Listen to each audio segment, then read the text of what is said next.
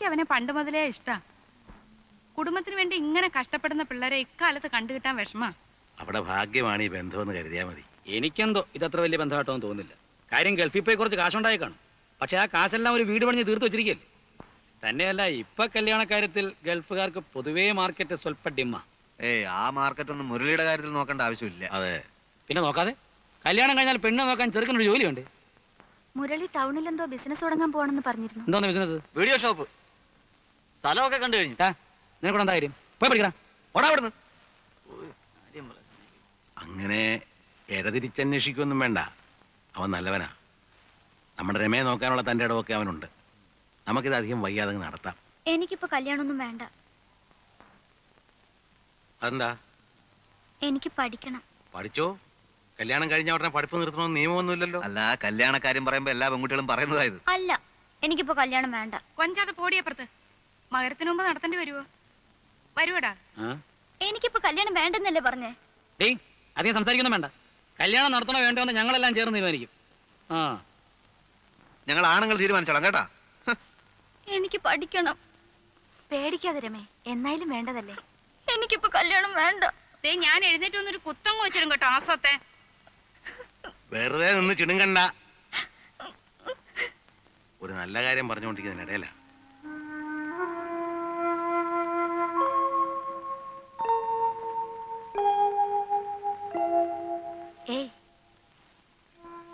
ഇത്രയ്ക്ക് പിണങ്ങാൻ എന്തുണ്ടായി? കല്യാണം വേണ്ടെങ്കിൽ വേണ്ട, അത്രയല്ലേ ഉള്ളൂ.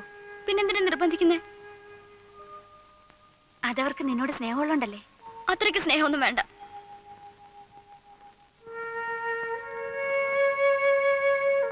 ഏട്ടത്തി, ഒരു മുഖലക്ഷണം പറയട്ടെ. നിന്റെ മനസ്സിൽ മറ്റാരോ ഉണ്ട്.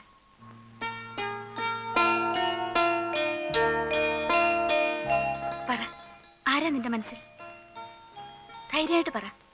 നിന്നെ ആരും ഒന്നും ചെയ്യില്ല. നോക്ക്, ഏട്ടത്തി നിന്റെ കൂടെയാ. നിന്റെ ഇഷ്ടത്തിനെതിരായി പ്രവർത്തിക്കാൻ ഞാൻ ആരെയും സമ്മതിക്കില്ല. പറ മോളെ.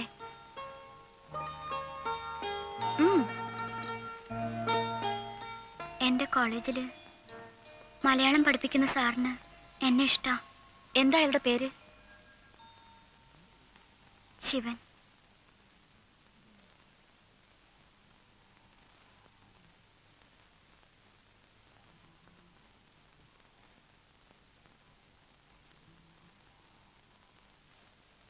ഉറങ്ങിയോ?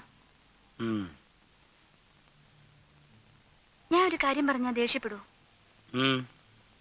ദേഷ്യപ്പെടൂ? എന്താ നിന്റെ കാശ് വല്ലതും പോയോ? അതല്ല, നമ്മുടെ രമയുടെ കാര്യ. എന്താ? പിന്നെ കേട്ടാ ബഹളം വെക്കരുത്. ഇല്ല, നമുക്ക് പറഞ്ഞ് ശരിയാക്കാവുന്നേ ഉള്ളൂ. നീ കാര്യം പറ. രമ അവളുടെ മലയാള ലെക്ചറുമായി സ്നേഹത്തിലാണെന്ന്.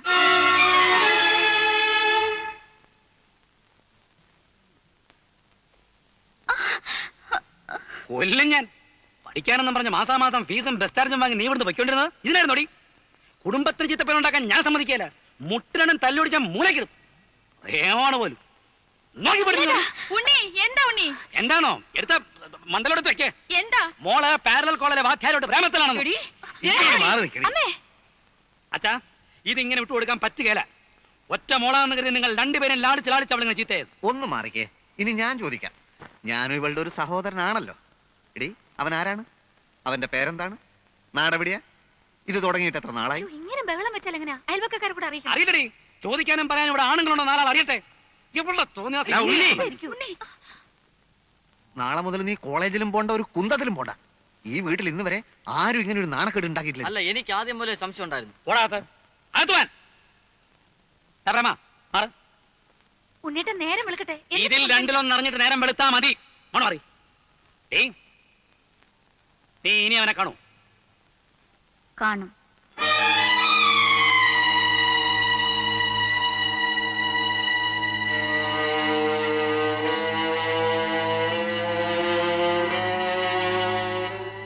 ഞങ്ങൾ തമ്മിൽ അടുപ്പാണ്.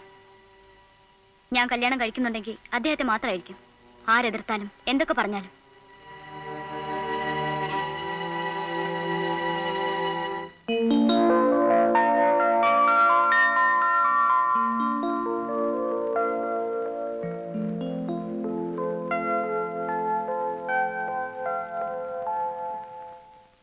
മിസ്റ്റർ ശിവൻ.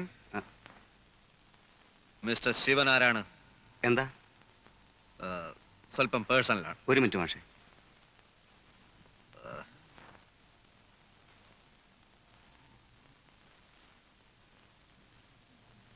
തിരുനെല്ലിക്കാട്ടിൽ വെച്ച് പോലീസിന്റെ വെടിയേറ്റ് മരിച്ച വർഗീസ് എന്ന നെക്സലൈറ്റിനെ പറ്റി കേട്ടിട്ടുണ്ടോ? എനിക്ക് മനസ്സിലായില്ല. അദ്ദേഹം എന്റെ സുഹൃത്തായിരുന്നു. തൽക്കാലത്തെ ചില പ്രശ്നങ്ങൾ കാരണം ഞാൻ നാടകത്തിലോട്ട് മാറിയെന്നേ ഉള്ളൂ. പക്ഷെ പ്രസ്ഥാനത്തിലെ പലരും ഇപ്പോഴും എന്റെ സുഹൃത്തുക്കളാണ്. അല്ല, ആരാ നിങ്ങള്? ഇതൊക്കെ എന്നോട് പറയുന്നത് എന്തിനാ?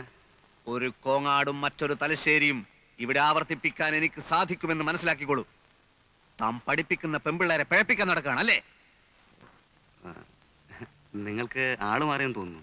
ഇല്ല, ഇനി ഇത് തുടർന്നാൽ തന്റെ ആൾ രൂപം ഞങ്ങൾ മാറ്റും. രമ ഞങ്ങളുടെ ഒറ്റപ്പങ്ങളാണ്.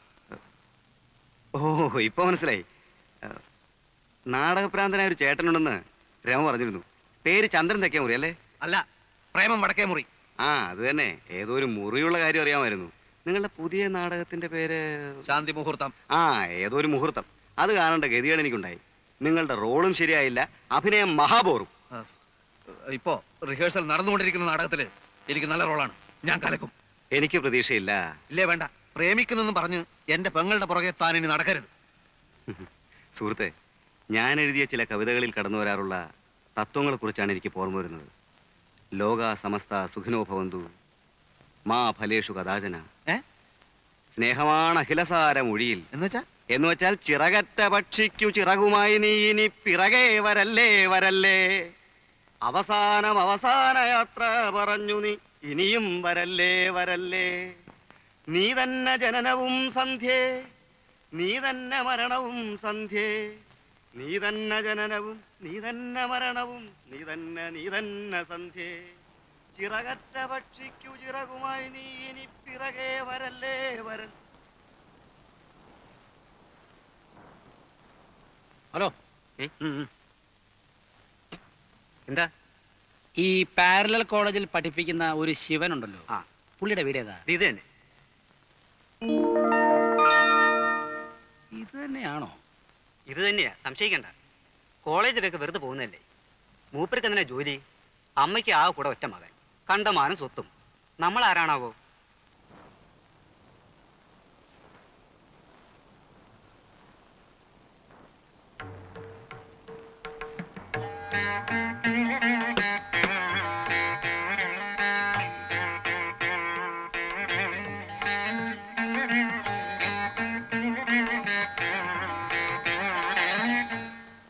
ആരാ? നമസ്കാരം. ആ, നമസ്കാരം. മിസ്റ്റർ ശിവന്റെ അമ്മ, തൃക്കുന്നത്തെ ഭഗീരഥി അമ്മ. മനസ്സിലായില്ലല്ലോ. എനിക്ക് ശിവനെ ഒന്ന് കാണണം. അവൻ ഇവിടെ എവിടെയോ ഉണ്ടായിരുന്നല്ലോ. കാർത്തു, ആ ചുമന്ന മാരുതി കാർ അവിടെ കിടപ്പുണ്ടോ?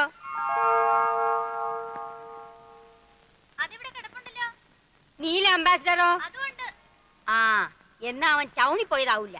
ഇവിടെ അടുത്തെങ്ങാനും പോയതായിരിക്കും. ഇരിക്കൂ.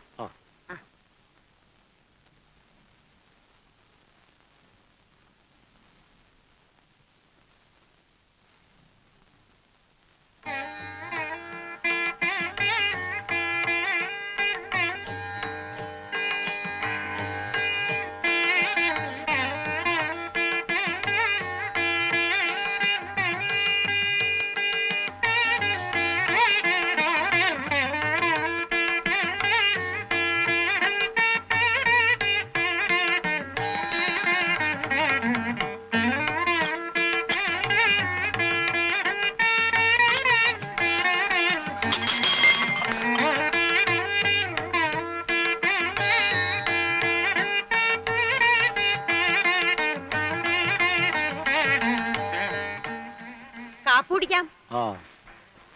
നല്ല കാഫലമുള്ള തെങ്ങാണല്ലോ. പിന്നെ നല്ല ഒന്നാന്തരം മണ്ണല്ലേ ഇവിടെ. പറഞ്ഞിട്ട് എന്താ കാര്യം?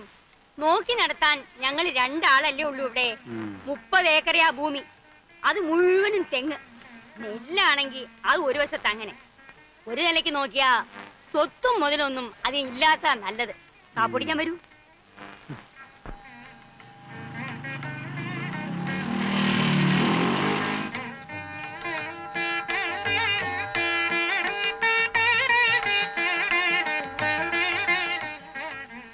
രമയുടെ ചേട്ടനല്ലേ? ഉം. ബാങ്കിൽ വെച്ചൊരിക്കാൻ കണ്ടിട്ടുണ്ട്.